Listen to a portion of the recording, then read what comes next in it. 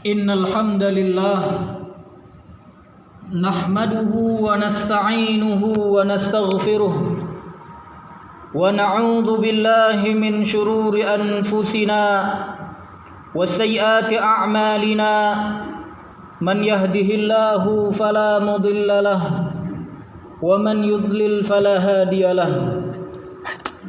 Ashhadu an la ilaha illallah wahdahu la syarika lahu wa ashhadu anna Muhammadan abduhu wa rasuluh.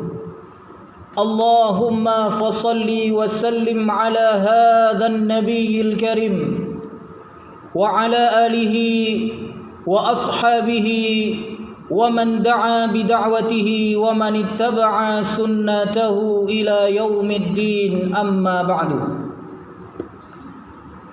Jamaah Jumat yang dirahmati Allah, khatib mewasiatkan diri pribadi dan juga jamaah sekalian untuk senantiasa meningkatkan ketakwaan di hadapan Allah Subhanahu wa taala dengan meninggalkan apa yang dilarang oleh Allah dan Rasul-Nya, dan menjalankan sekuat tenaga dari apa yang diperintahkan oleh Allah dan Rasul-Nya. Allah Subhanahu wa taala berfirman, "Ya ayyuhalladzina amanu taqullaha haqqa tuqatih wa la tamutunna illa wa antum muslimun." Wahai orang-orang yang beriman, bertakwalah kepada Allah Subhanahu wa taala dan janganlah kalian meninggalkan dunia. Janganlah kalian mati melainkan dalam keadaan berserah diri kepada Allah Subhanahu wa taala. Jamaah yang dirahmati Allah, Rasulullah sallallahu alaihi wasallam bersabda, "Ala kullukum ra'in wa kullukum mas'ul an ra'iyatihi." Ketahuilah setiap kalian adalah pemimpin dan semua kalian akan diminta pertanggungjawaban dari kepemimpinannya. Imam ra'in, imam hari ini mungkin presiden, mungkin raja di dalam kerajaan. Di setiap lini kehidupan bermasyarakat pasti di situ ada seorang ra'in, seorang imam. Dan Rasulullah mengatakan, wa huwa mas'ul an ra'iyatihi, dia akan diminta pertanggungjawaban dari kepemimpinannya.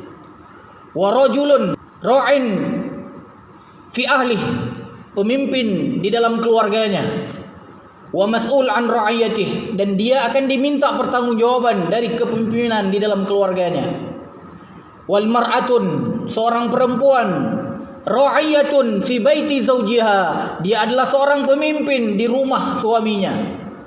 Wahia mas'uliyatun, dia akan diminta pertanggungjawaban fi ra'iyatiha, di dalam kepemimpinannya.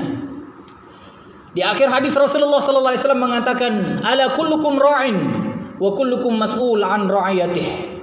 Ketahuilah setiap kalian itu adalah pemimpin dan semua kalian akan diminta pertanggungjawaban dari kepemimpinan kalian. Jamaah yang dirahmati Allah, menjadi pemimpin adalah sebuah tugas yang sudah dibebankan oleh Allah Subhanahu wa taala kepada kita. Tidak satu pun di antara kita yang terlepas dari yang namanya kepemimpinan. Oleh karena itu, jamaah yang dirahmati Allah, jadilah pemimpin yang adil, yaitu pemimpin yang meletakkan sesuatu pada tempatnya. Jangan sekali-kali menjadi pemimpin yang zalim, yaitu pemimpin yang tidak menempatkan sesuatu pada tempatnya. Jamaah yang dirahmati Allah, jangan sampai pemimpin yang dituntut adalah kejujuran, tapi kemudian realitanya dia berbohong. Pemimpin yang dituntut adalah amanah, namun kemudian realitanya adalah khianat. Jamaah yang dirahmati Allah, kalau itu yang terjadi pada diri kita, maka siap-siap ancaman Rasulullah SAW akan kena kepada kita. Rasulullah SAW di dalam sebuah hadis yang sahih, beliau bersabda, "Thalathatun la yukallimuhumullahu yaumal qiyamah." Ada 3 kelompok yang nanti di hari akhirat tidak akan diajak obrol oleh Allah, tidak akan diajak ngomong oleh Allah. Wala yuzakkihim, dan Allah tidak akan membersihkan mereka dari dosa-dosa mereka. Wala yanzuru ilaihim, dan di saat itu Allah tidak akan melihat dia. Walahum adzabun alim, dan bagi mereka itu azab yang paling pedih. Siapa mereka? Disebutkan oleh Rasulullah, yang pertama adalah syekhun zanin, orang tua penzina. Yang kedua adalah malikun kadzab, penguasa yang dusta. Setiap ucapannya hanyalah kedustaan. Program-program yang dijanjikan tapi hanya untuk mengelabui saja. Dan yang ketiga, jemaah yang dirahmati Allah, ailun mustakbir, seorang fakir miskin yang takabur. Jemaah yang dirahmati Allah, bukan berarti di hadis ini membolehkan pemuda berzina, membolehkan seorang yang dipimpin berbohong, membolehkan seorang kaya sombong, bukan. Di hadis ini disebutkan oleh para ulama menunjukkan apa? Seorang yang miskin sombong ini keterlaluan. Seorang pemimpin yang berdusta ini ancamannya jauh lebih besar dari orang yang dipimpinnya. Dewasa atau orang tua, syekhun berzina, itu lebih dahsyat ancamannya dari seorang pemuda yang berzina. Jemaah yang dirahmati Allah, di hadis yang lain Rasulullah sallallahu alaihi wasallam mengatakan, ayyuma ra'in ghasya ra'iyatihi, siapapun yang memimpin kemudian dia menipu orang yang dipimpinnya, fahuwa finnar, maka tempatnya adalah neraka. Jemaah yang dirahmati Allah, ketika kita mendengar sabda-sabda Nabi Muhammad SAW tentang ancaman pemimpin-pemimpin yang zalim, yang diharapkan jujur tapi berdusta, yang diharapkan amanah tapi berkhianat, maka ketahuilah mereka nanti akan ditempatkan oleh Allah di dalam neraka. Jemaah yang dirahmati Allah, ternyata Rasulullah SAW tidak hanya mengancam pemimpin yang zalim saja, tapi Rasulullah SAW juga mengatakan orang-orang yang menjadi pengikutnya, orang-orang yang membenarkan apa yang menjadi kebohongan mereka, orang-orang yang membantu kezaliman mereka, maka Rasulullah SAW juga mengancam mereka.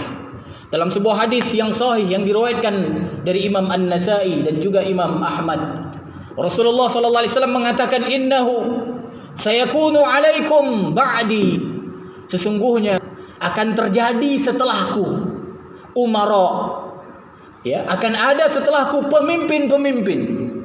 Faman dakhala alaihim, kata Rasulullah, barang siapa yang mendatangi mereka, barang siapa yang menemui mereka, fasaddaqahum bikadzibihim, kemudian mereka membenarkan kebohongan mereka.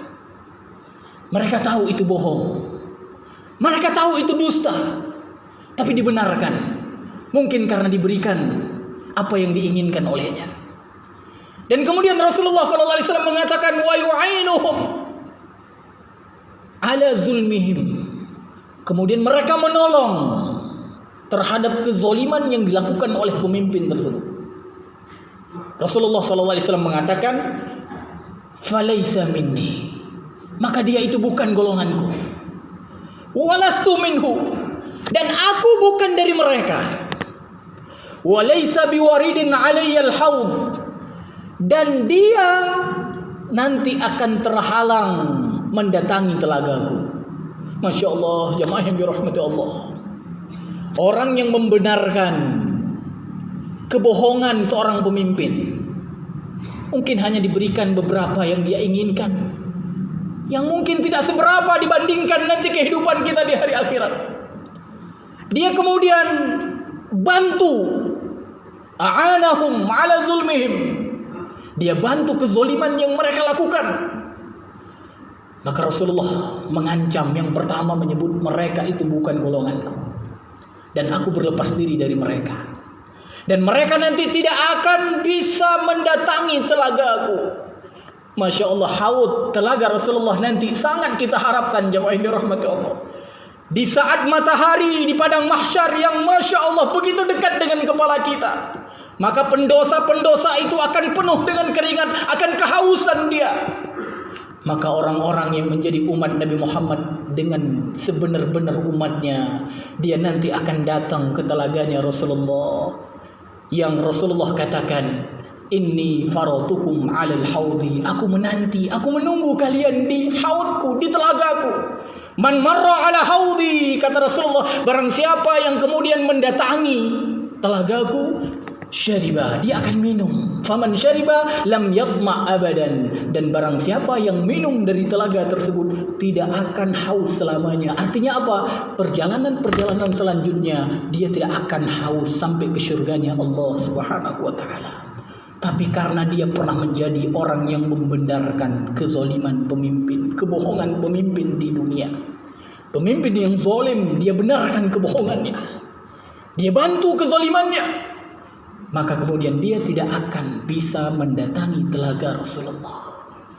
Di samping di hadis yang lain, ada juga orang yang tidak bisa mendatangi telaga Rasulullah adalah orang-orang yang membuat perkara-perkara baru di dalam syariat, perkara-perkara yang tidak dianjurkan, yang tidak disunnahkan, perkara-perkara bid'ah dibesar-besarkan. Ini juga mereka nanti akan terhalang dari telaganya Rasulullah sallallahu alaihi wasallam. Di mana ketika itu, di saat Rasulullah sedang menanti di telaganya, maka datang yang Rasulullah kenal ketika di dunia, disebutkan sebagai sahabat-sahabatnya. Maka kemudian Rasulullah pun menyiapkan gelas-gelas untuk diberikan minum kepada mereka. Tapi kemudian tiba-tiba di hadis itu disebutkan ada suara yang mengatakan apa? Mereka tidak bisa minum di telagamu. Dan kemudian Rasulullah mengatakan, mereka itu sahabatku, mereka itu sahabatku. Dan kemudian suara tersebut mengatakan, innaka la tadri ma ahdatsu ba'dak. Sesungguhnya engkau tidak mengetahui apa yang mereka kerjakan setelahnya, apa yang mereka buat yang tidak ada di dalam syariat, yang mereka kerjakan setelah dirimu. Artinya apa jemaah yang dirahmati Allah? Orang-orang yang menciptakan perkara-perkara baru di dalam syariat yang itu tidak disyariatkan di dalam Islam, maka mereka pun akan terhalang dari meminum dari telaganya Rasulullah sallallahu alaihi wasallam. Barakallahu li wa lakum fil Qur'anil azim, wa nafa'ani wa iyyakum bima fihi minal ayati wa dzikril hakim, wa taqabbala minni wa minkum tilawatahu innahu huwas samiul alim.